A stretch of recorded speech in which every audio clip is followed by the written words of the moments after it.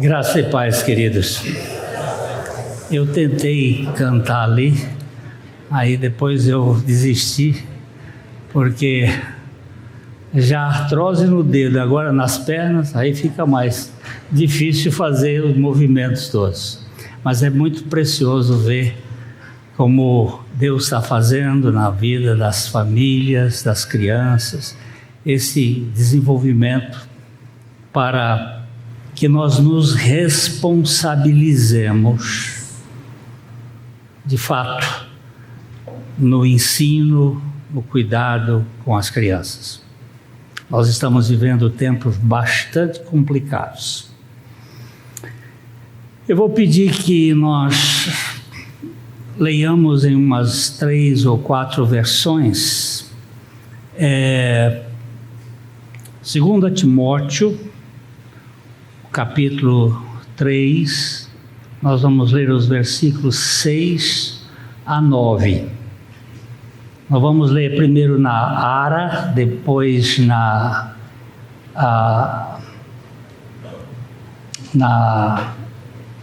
NVT, na NVI e na mensagem.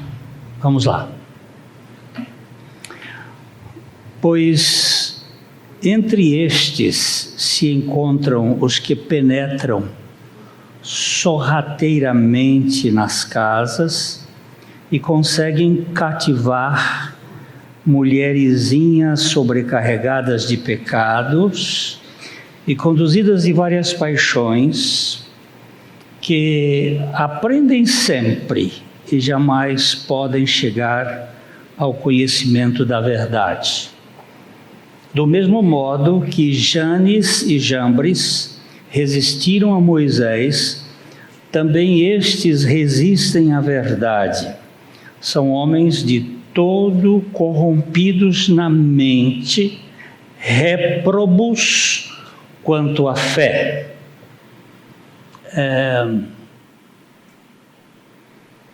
Eles, todavia, não irão avante, porque a sua insensatez será a todos evidente, como também aconteceu com a daqueles. Agora vejamos a nova versão transformadora. Contudo, vamos voltar para o verso 6. Entre tais pessoas há aqueles que se infiltram na casa alheia ou na igreja alheia e conquistam a confiança de mulheres vulneráveis, carregadas de pecados e controladas por todo tipo de desejo. Mulheres que estão sempre em busca de novos ensinos, mas jamais conseguem entender a verdade. Estes mestres se opõem à verdade, como Janes e Jambres, que se opuseram a Moisés. Têm a mente depravada e sua fé não é autêntica. Contudo, não irão muito longe. Um dia alguém verá como são insensatos, como aconteceu com Janes e Jambres. Agora vejamos a NVI, voltando lá, são esses os que se introduzem pelas casas e conquistam mulheres instáveis, sobrecarregadas de pecados, as quais se deixam levar por toda espécie de desejos. Elas estão sempre aprendendo, mas jamais conseguem chegar ao conhecimento da verdade.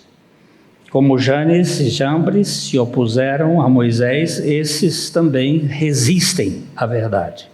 A mente deles é depravada, são reprovados na fé. Não irão longe, porém, como no caso daqueles, a sua insensatez se tornará evidente a todos. E agora a mensagem.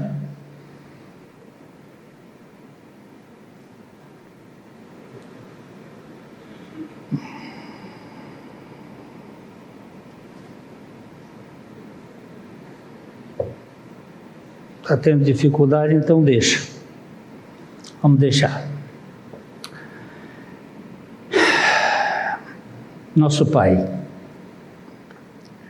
eu te peço que o Senhor capture as nossas mentes dispersivas, os nossos corações volúveis e nos dê a revelação do Teu Espírito Santo. Opera no nosso ambiente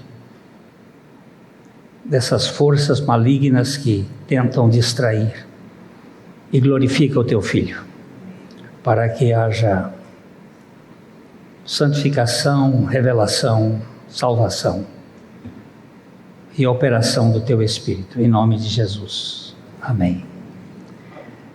Alguém já ouviu falar aqui em Hermes Trismegisto? Pode levantar a mão. Uma meia dúzia já ouviu falar. Agora, mas deixa aí, depois eu. Alguém já ouviu falar em Marcílio Ficino? Diminuiu o número. Já ouviram falar? Alguém já ouviu falar em Eduardo Alexander Crowley ou Aleister Crowley? 1, 2, 3, 4, 5, 6, 7, 8. Já aumentou um pouquinho mais. Alguém já ouviu falar em John Lennon e Beatles? Alguém já ouviu falar em Raul Seixas? Alguém já ouviu falar em Jorge Ben-Jor? O que tem a ver esses nomes? Estão todos ligados. Fazem parte de um mesmo pensamento. Isto aqui é uma linha de pensamento. Todos estes e uma multidão de gente top estão ligadas com Hermes, o velho hermético da serpente. Para os gregos, Hermes Trismegisto, que significa aquele que é 3 vezes maestro, magistre, 3 vezes mestre. Para os romanos, seu nome era Mercurius Thermaximus. Para os egípcios, eles chamavam de Thoth. E os hindus e árabes o chamam de Idris. Dizem os contos que Hermes viveu numa época dos grandes faraós, mais de 2.500 anos antes de Cristo. Em todas as culturas, Hermes era o conhecedor de 3 partes da sabedoria universal: alquimia, astronomia e liturgia.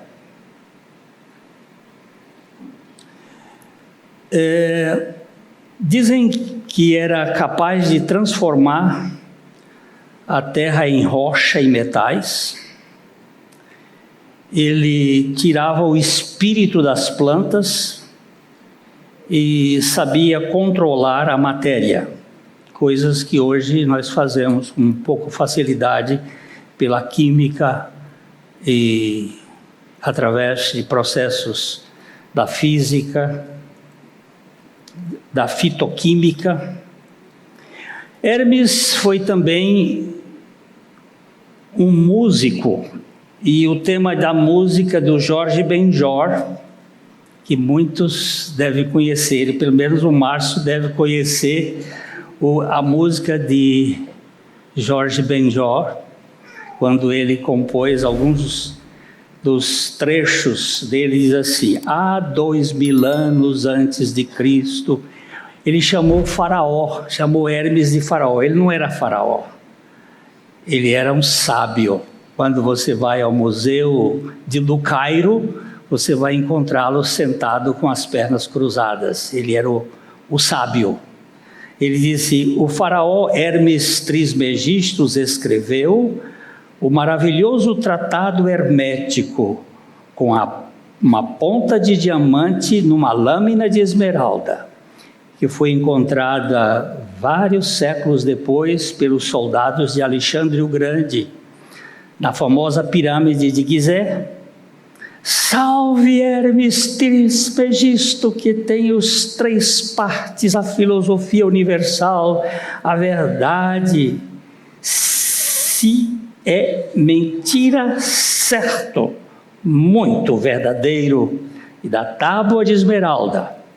Foi Hermes Trismegisto quem escreveu com a ponta de diamante, em uma lâmina de esmeralda, ele escreveu: o que está embaixo é como o que está no alto, e o que está no alto é como o que está embaixo.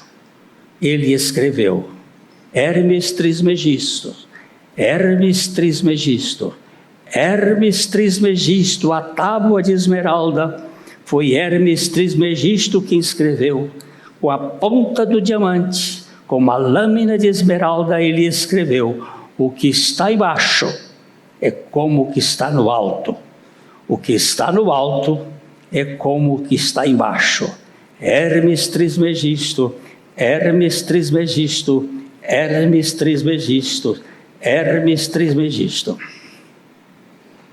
Vocês ouvem na rádio, ouviram muito tempo, mas nem fazem sentido do que isto quer dizer.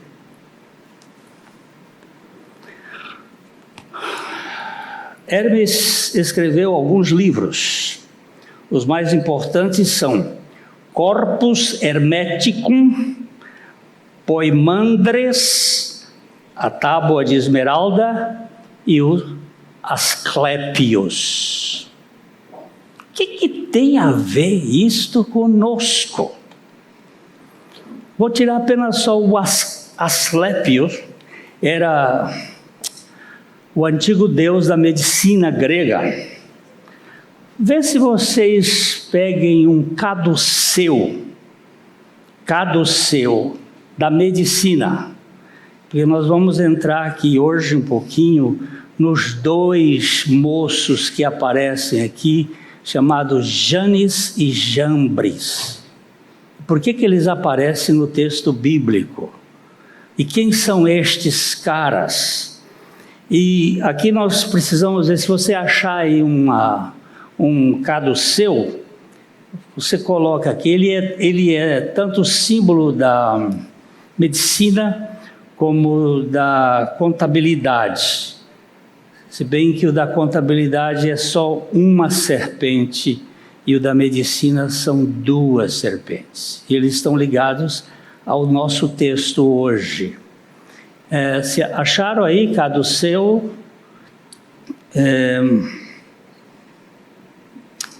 só para vocês terem uma noção. Mas enquanto isto, o Asclépio era o deus que tinha vários santuários na Grécia. O mais famoso ficava em Epidauro, e que se tornou um importante centro de cura, tanto na antiguidade grega. Esse é só de uma cobra, esse não é da medicina propriamente. Mas aqui nós temos um dos... pode botar esse aí por enquanto, só para mostrar uma coisa aqui. Você vai verificar o bastão e a serpente. Esse aí, esse das asinhas aí. Esse aqui, o caduceu de Hermes. Esse aqui é o caduceu de Esculápio. Tá certo. Esse caduceu aqui é as 2 serpentes. E aqui você tem o bastão. O bastão de Moisés, que nós vamos olhar hoje aqui. Esculápio, ele era o deus da medicina, e você vai verificar isso em toda a cultura da cobra, da serpente, a tentativa de superação e de poder dentro da prática da medicina, gerando inclusive o entorpecimento das pessoas. Meu médico, eu fui fazer um tratamento, eu estava com problema de estômago, e ele me disse: o que você está tomando, Glênio? Quais são os remédios que você está tomando?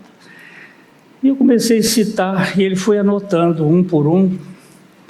Aí depois de eu dar uma escala de uns 8 ou 10 remédios, ele disse assim: você está morrendo envenenado.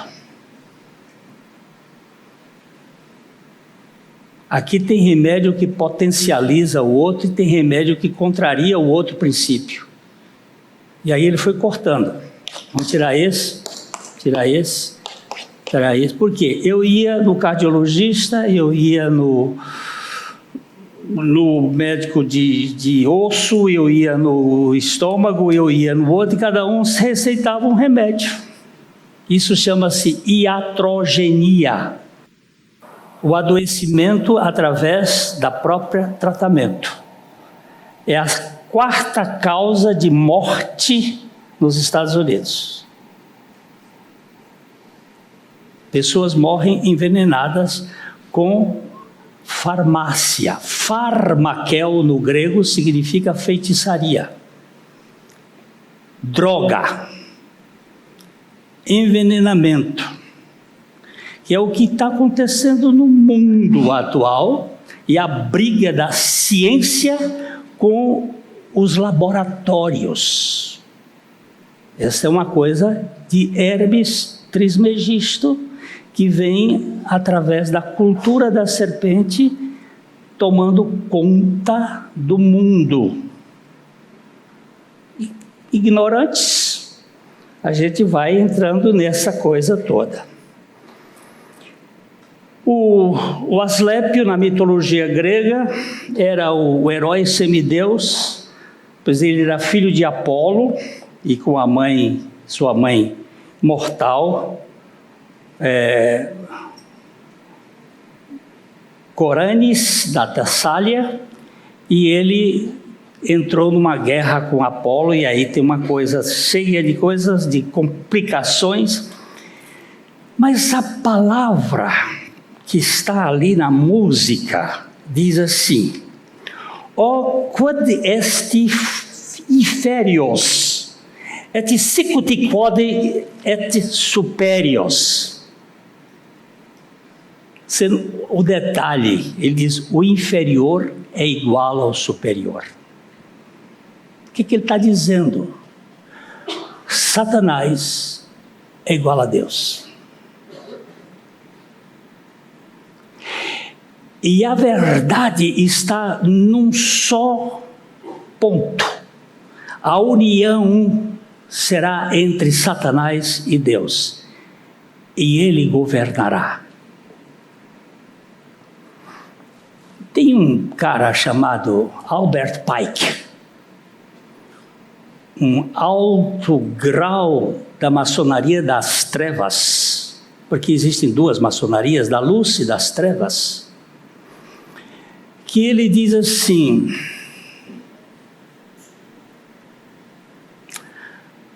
lamentavelmente, Jesus Cristo é Deus, mas Lúcifer é o Senhor, e Lúcifer vencerá Jesus Cristo.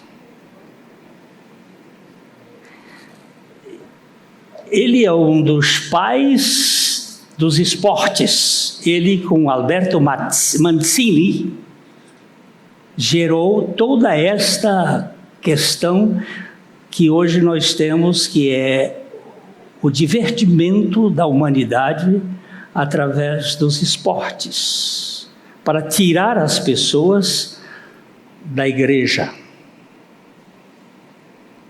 mantê-los iludidos. O texto da Esmeralda, introduzido por Marsilio Ficino, que viveu em 1433 e morreu em 1499 na Igreja Católica, trouxe a feitiçaria terrível que a Igreja viveu nesse período. Foi onde alguns reformadores começaram a se manifestar, porque o Marsilio Ficino, que era um padre, foi financiado pelos Medici de Florença para produzir um pensamento anticristo através do Hermes Trismegisto. O que está embaixo, o inferior, é como o que está em cima, o excelso. Satanás é como Deus, e ele governará. Só que isso foi entrando vagarosamente nas universidades, nas escolas, e foi tomando os campos de um panteísmo monoideísmo.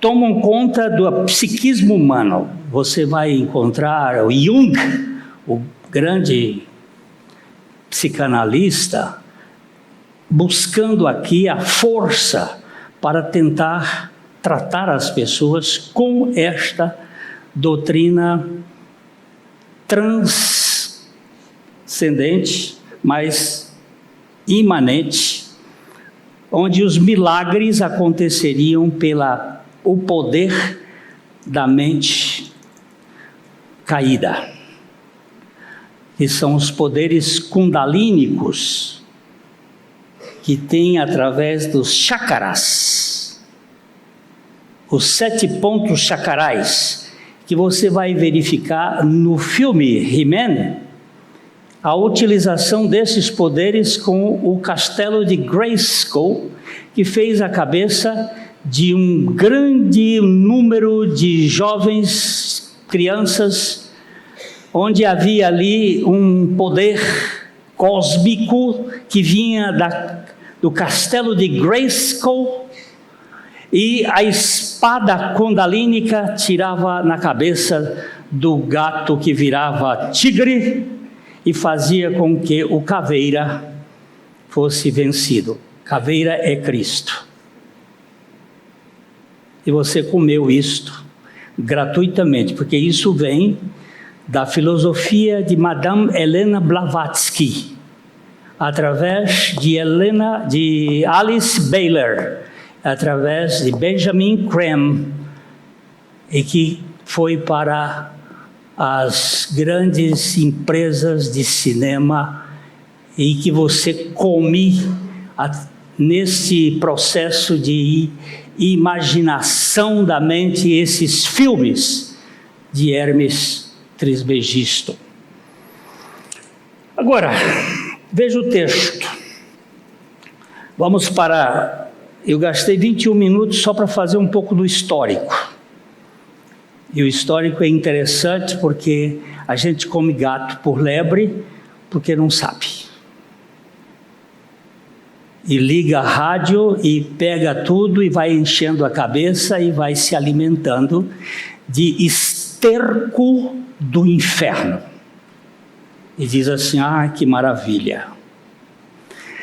2 Timóteo capítulo 3, os versos 8 e 9, os versos 6 e 7 é aquela entrada desses caras que ele diz, depois dele descrever 19 características das coisas do fim, que nós já andamos mexendo com elas aqui, ele vai, no final ele diz assim, foge dessa turma. Pega o verso 5 aí, só para a parte final dele. Ele diz, foge também destes. Foge.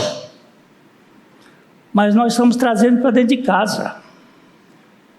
Ele entra pela televisão, ele entra pelo rádio, ele entra pela música, ele entra de todos os lados, ele entra pela universidade. Hoje nós não temos jovens capazes de fazer uma análise de critérios. Está comendo o bucho de Satanás.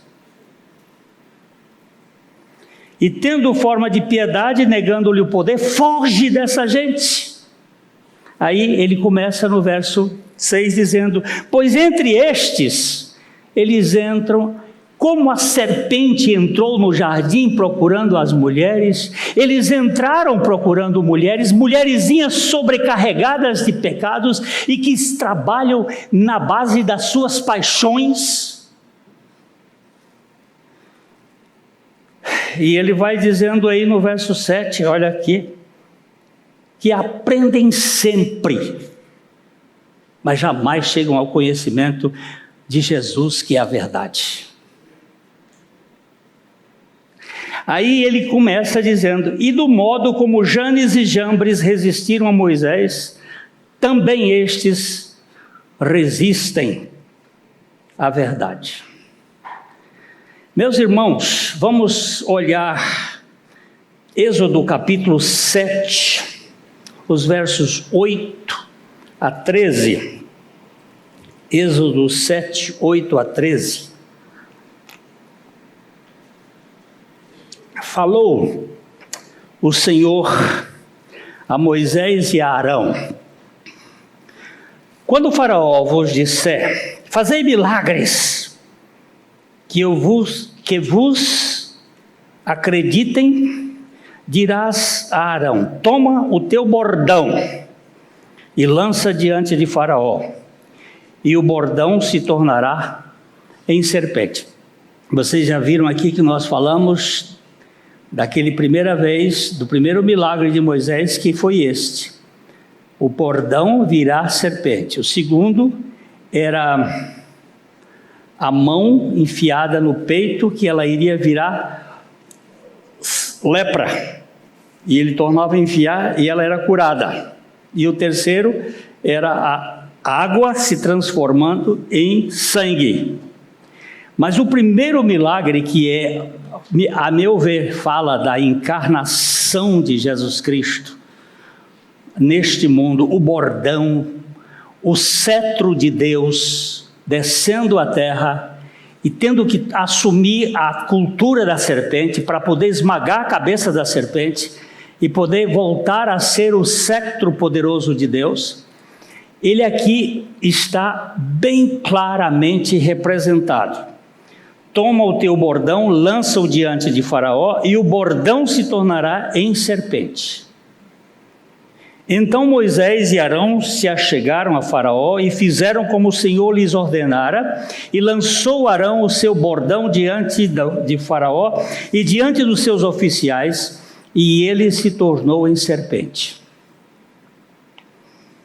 Faraó, porém, mandou vir os sábios e encantadores, e eles, os sábios do Egito, fizeram também o mesmo com as suas ciências ocultas. Quem eram estes sábios? A Bíblia não diz, no Velho Testamento não há nenhuma citação, mas nas escrituras talmúdicas, há descrição de que trata-se de Janes e Jambres. Por isso que Paulo cita. Não há nos textos escriturísticos o nome deles, mas existe na história esses nomes. E seriam esses dois que faziam coisas semelhantes ao poder de Deus, mas que eram contrárias, ou eram por que eles usam uma energia diferente, que é o que muitos hoje andam atrás. Aí, versículo seguinte: pois lançaram eles cada um o seu bordão e eles se tornaram em serpentes. Agora presta atenção no texto bíblico, por favor. Mas o bordão de Arão devorou os bordões dele. Não diz a serpente de Arão. Ele jogou o bordão, ela virou serpente. Eles jogaram os bordões, eles viraram serpentes. Mas não foi a serpente de Arão ou a serpente de Moisés que deglutiu o bordão ou as serpentes dos magos. Foi o bordão. E aqui é que temos que entender algumas coisas. Esse sinal mostra que o apoio de Moisés, quando lança na terra, se torna na cultura da serpente. Se nós confiarmos nas coisas da terra, este mundo está contaminado por aquilo que aconteceu lá no Éden. O que foi que aconteceu no Éden? Quando a serpente encontrou a mulher distante do marido, fora da comunhão, ela lançou um veneno, que este veneno tomou conta da raça humana. Qual é o veneno? Como Deus sereis. Independência, autonomia, egolatria. O que é egolatria? Adoração a si mesmo.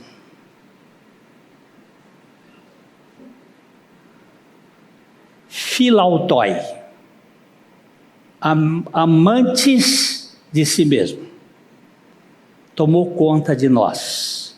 Essa é a doutrina, é o veneno da serpente que virou a cultura. Nós estamos no centro do universo e Deus tem que se curvar diante de nós.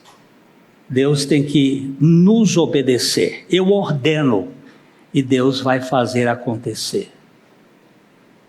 Eu decreto. Eu tenho irmãos aqui que perderam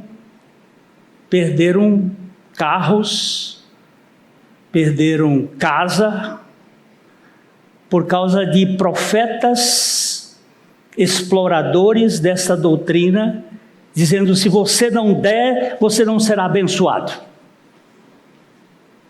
Eu estou vendo a cabeça de um ali que deixou carro, deixou isso para esses malandros do inferno que vivem tentando capturar as pessoas com a filosofia deste mundo.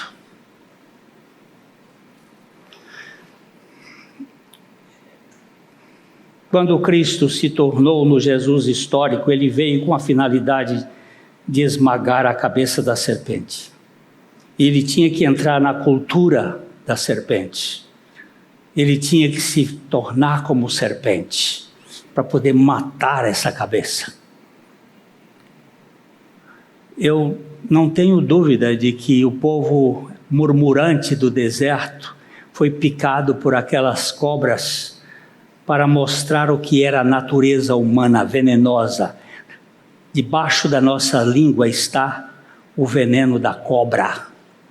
A nossa saliva, o pastor Maurício, há uns anos atrás, fez um estudo aqui muito interessante, em que ele mostrava, ele lia até um artigo que foi publicado no Japão, que mostrava que a mesma substância da nossa saliva é semelhante ao veneno crotálico terríficos da cascavel. Você vai encontrar mais gente aleijada por causa de palavras do que por mordida de cobra. Famílias inteiras que hoje estão esbagaçadas por causa de palavras que foram ditas, palavras venenosas, discursos malignos. De onde vem isto? Dessa altivez de espírito, dessa arrogância, dessa mania de querer ser onipotente. Esse é o veneno da cobra, essa é a cultura do Hermes Trismegisto, que tem destruído vidas e tem entrado nas igrejas. Pastores que estão ligados com o castelo de Grayskull, onde Jesus Cristo só entra na pregação como Pilatos entrou no credo, só de passagem.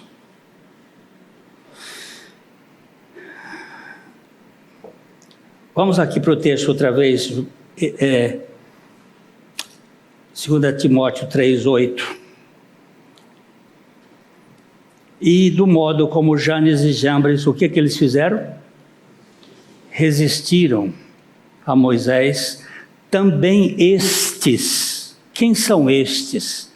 Ele compara esses dois filhos de Hermes Trismegisto, esses dois discípulos de Hermes Trismegisto, ele compara esses dois com os pastores da igreja, os mestres da igreja, que entram para fazer com que a igreja se torne o muquifo de Satanás, a cultura de Satanás, que enche a cabeça de teologia, mas um coração vazio de Deus. Sabem interpretar textos, mas não sabem conviver com o Senhor. Ele diz que eles resistem à verdade. O texto fala desses bordões que se transformam em serpentes e fala do bordão de Arão que devorou os bordões dos magos.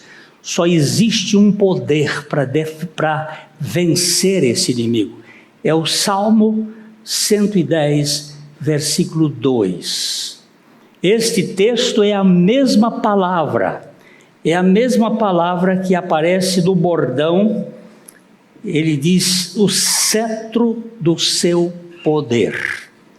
Essa palavra no hebraico é mater.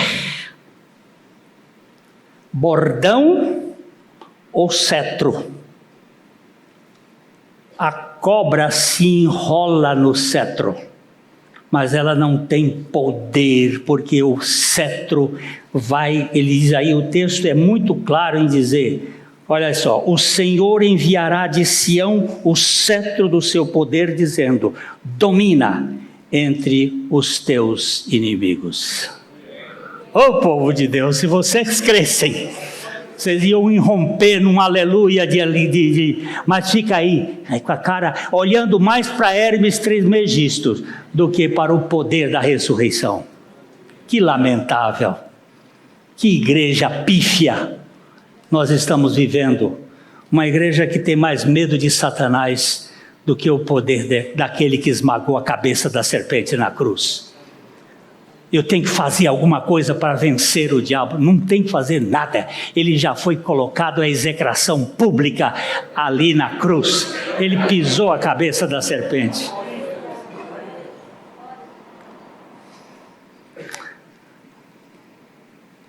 Hoje, os mestres estão nos seminários, nos púlpitos, ensinando o humanismo em lugar do cristianismo. Ensina o suor em lugar do sangue, o suor de Caim no lugar do sangue de Abel.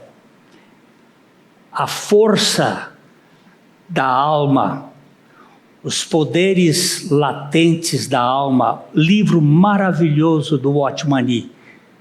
Se escreveu com 28 anos um livro que é insuperável até hoje. Poder da mente. Onde um pregador famoso, eu vou dar o nome, Ben Hinn, botando a mão na frente de um lutador de boxe, Holyfield. Ele pôs a mão assim e ele cai de costas. Pá! Aleluia, aleluia, vai para o inferno. Deus nunca derrubou ninguém de costas. Quando ele derruba um homem, ele derruba de frente em adoração. Não ir de costas para perder os sentidos. Você vai ver na sua Bíblia quando Deus fala contra o cair de costas. Você não pode ficar fora da sua mente, da sua lucidez. Isso é coisa do maligno. O cetro do poder dominará os inimigos. Aqui nesse livro, eu vou parando aqui, mas aqui nesse livro existem 3 duplas terríveis. A primeira dupla está no capítulo 1 de 2 Timóteo, versículo 15. E nós precisamos cuidar dessa turma, viu? Essa primeira dupla Ele disse assim: está ciente de que todos os da Ásia me abandonaram. Dentre eles eu cito Fígelo e Hermógenes, 2 companheiros de Paulo, mas foram muitos que o deixaram. Todos os da Ásia me abandonaram. Paulo, no final da vida, este livro é escrito, ele é chamado de O Canto do Cisne de Paulo. É a última palavra de Paulo, que estava preso em Roma e estava ali pronto para ser sentenciado, e foi sentenciado à morte. E ele escreve ao seu filho na fé, Timóteo, que era pastor em Éfeso, e ele diz assim: olha, está cientes de que todos os da Ásia me abandonaram. A gente precisa saber que nem todos os que estão na igreja são do Senhor, e que muitos vão abandonar o pregador da verdade. E ele cita esses 2 que ficaram registrados para a eternidade no livro da repreensão divina: Fígelo e Hermógenes. No capítulo 2, nos versículos 17 e 18, ele fala dos que se desviam da verdade. E ele cita aqui: além disso, a linguagem deles corrói como câncer, ou outra versão diz como gangrena, entre os quais se inclui Himeneu e Fileto. E ele vai dizer no versículo 18, estes se desviaram da verdade, asseverando que a ressurreição já se realizou, e estão pervertendo a fé ou a crença de alguns. Tem os que se separam dos pregadores da verdade, ou do pregador da verdade, no caso de Paulo, que ficou sozinho, mas não ficou sozinho, porque o Senhor estava com ele e foi até o fim. Tem aqueles que estão se desviando da verdade e também pervertem a crença de alguns.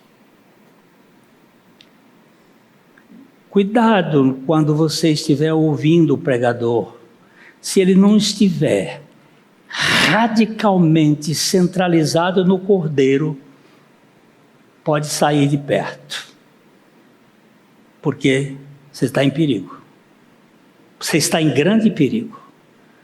Eu tenho ouvido alguns por aí, que quando eu começo a ouvir, eu disse: meu Senhor, tem misericórdia do povo do Senhor. Mas ele é muito bom, ele é muito fluente, eu sei que é. Ele fala bem. Mas se ele não for radicalmente centralizado em Cristo, você pode botar sua mulinha para andar e ficar mais, foge também deles. E a outra dupla é esse que nós estamos dizendo, que é 2 Timóteo 3, 8 e 9, que estes são os piores, são os que resistem à verdade. Eles se misturam. Alguns acreditam que Janes e Jambres eles vieram junto com o povo para o deserto. Algumas descrições. E que foram eles que influenciaram o povo a murmurar contra Deus e contra Moisés. Eles se infiltram, mas eles são resistentes à verdade.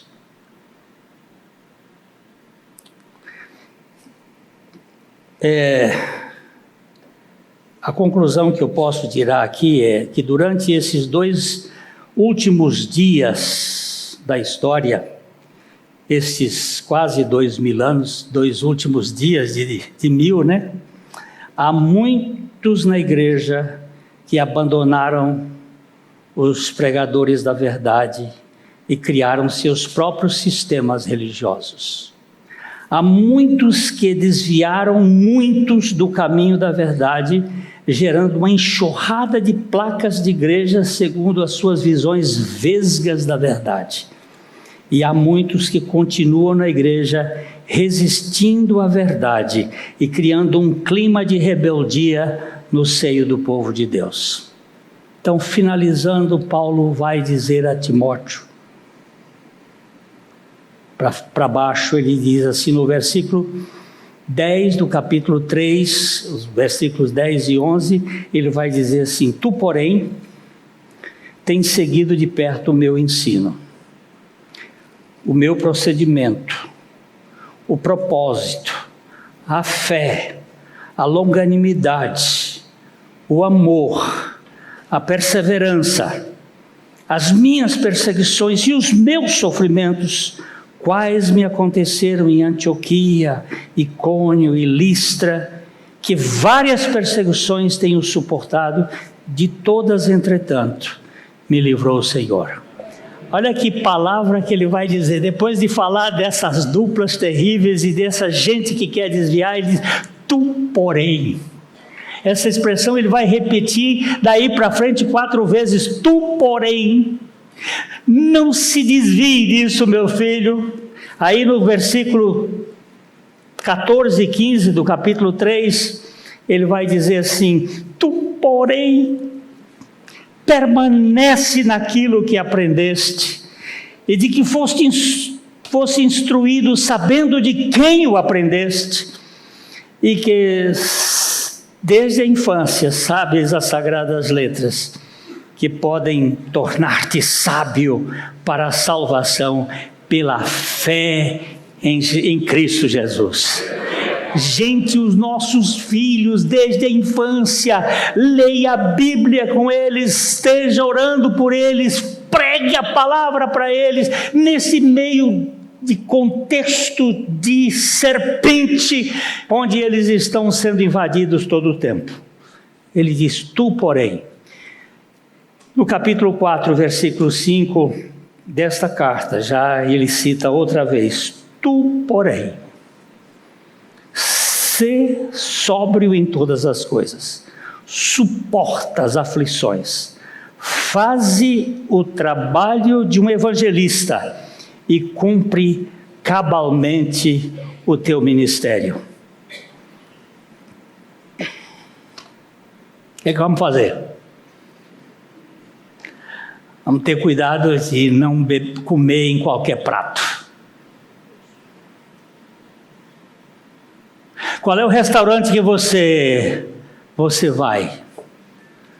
Tem que ser um restaurante que realmente restaure a sua alma. Porque muitas vezes o garçom cospe no prato quando você critica. Já viu falar disso? Um garçom me contou, disse uma vez, nunca critique um garçom, nunca crie caso com um garçom, que a comida ficou ruim porque você pode ter uma surpresa, ele leva o prato e volta, mas nesse meio ele cuspiu no seu prato. Eu não estou aqui com medo de garçons do inferno. Eu estou dizendo que eu quero comer comida limpa e boa. E eu não encontro comida limpa e boa, a não ser na palavra de Deus e na suficiência de Jesus Cristo.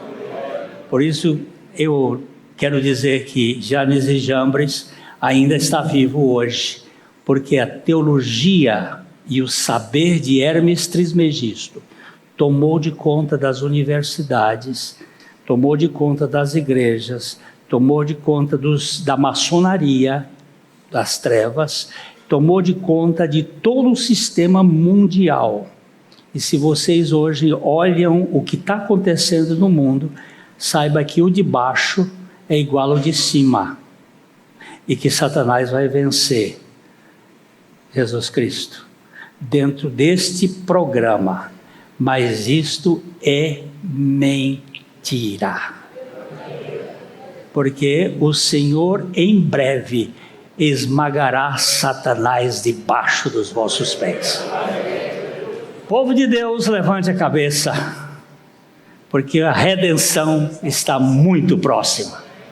Que o Senhor nos dê a sabedoria de não nos distrair, nem para a direita, nem para a esquerda, mas olhar firmemente para o autor e consumador da nossa fé, Jesus, que em troca da alegria que lhe estava proposta, ele suportou a cruz, não fazendo caso da vergonha, e está sentado à destra do Pai, para vir muito brevemente restaurar o seu povo.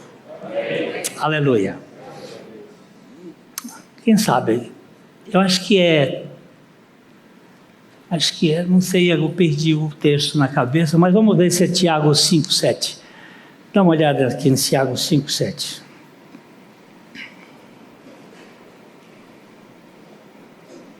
É só para alentar o coração de vocês. Sede, pois, irmãos, o quê? Pacientes até a vinda do Senhor.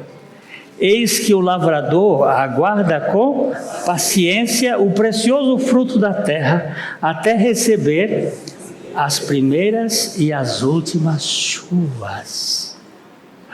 Mas esse texto me falou tanto o coração. Hoje de manhã ele disse assim: sede pacientes até a vinda do Senhor. Ah, mas está tendo tanto problema. Seja paciente. Deixa a primeira chuva e as últimas chuvas, e depois nós vamos ter os frutos. Não é bom confiar no Senhor? Veja o verso, se o verso de baixo vai dizer alguma coisa, o 9. Tendes... Não, o de baixo, não é o de cima. Não. Sede também pacientes e fortalecei o vosso coração, pois a vida do Senhor está próxima. Mas, Glênio, isso foi escrito há 2000 anos atrás. Não, foi escrito há 2 dias.